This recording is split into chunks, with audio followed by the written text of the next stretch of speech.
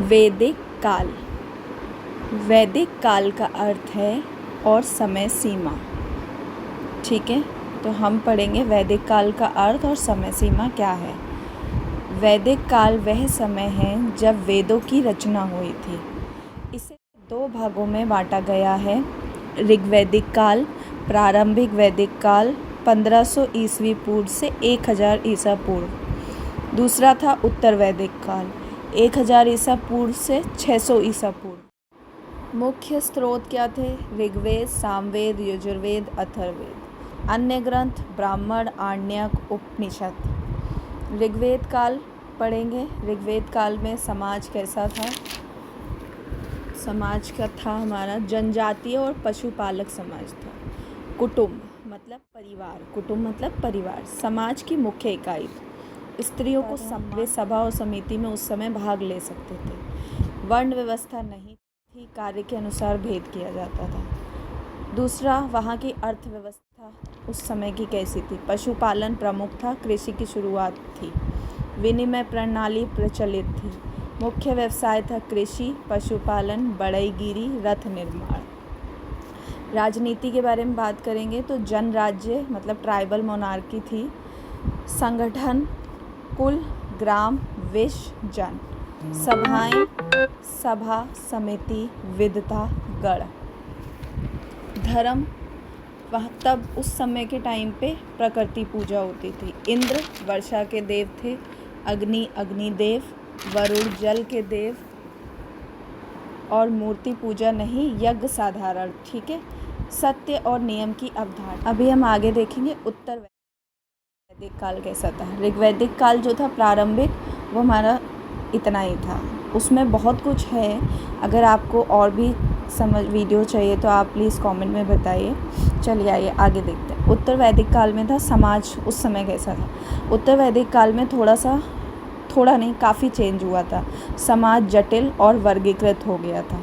4 वर्ण हो गए थे, ब्राह्मण, क्षत्रिय, वैश्य, शूद्र। स्त्रियों की स्थिति काफ़ी ख़राब हो गई थी, उन्हें सभा समिति से बाहर किया गया।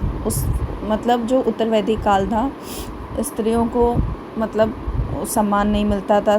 पहले वो सभा समिति में भाग ले सकती थी, पर उत्तर वैदिक काल में ये ख़त्म हो गया था। बाल विवाह जैसी प्रथाएं शुरू हो गई थी। उत्तर वैदिक काल की अर्थव्यवस्था कृषि प्रधान अर्थव्यवस्था थी। लोहे का प्रयोग, निजी संपत्ति की अवधारणा शुरू हो गई थी। व्यापार और शिल्प का विकास हुआ। उत्तर वैदिक काल की राजनीति राजाओं की शक्ति बढ़ी। वंशानुगत शासन शुरू हो गया था, पीढ़ी दर पीढ़ी, जो मतलब राजा का बेटा ब्ला ब्ला।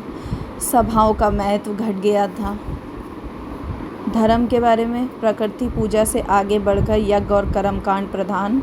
नए देवता पूजे जाने लगे, जैसे प्रजापति, विष्णु और रुद्र मतलब शिव भगवान। उपनिषदों में ब्रह्मा, परम सत्य और आत्मा जीव का दर्शन। सांस्कृतिक विशेषताएं, साहित्य वेद, ब्राह्मण, आरण्यक, उपनिषद। कला, मूर्तिकला नहीं थी, मुख्यतः मौखिक परंपरा थी। अब हम आगे देखेंगे क्विक कंपैरिजन चार्ट, मतलब क्या फ़र्क आया हमारा ऋग्वैदिक काल और उत्तर वैदिक काल में। पहलू ऋग्वैदिक काल, उत्तर वैदिक। तो अर्थव्यवस्था ऋग्वैदिक में पशुपालन थी, लेकिन उत्तर वैदिक में कृषि प्रधान हो गया।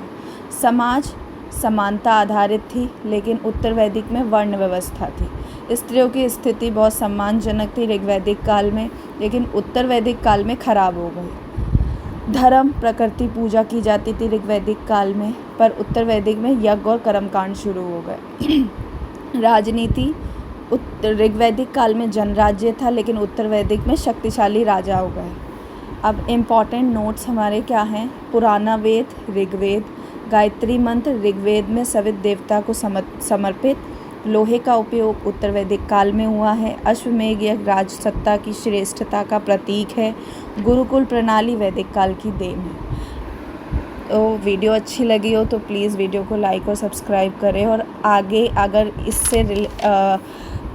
इससे रिलेटेड और भी कोई वीडियो चाहिए तो प्लीज़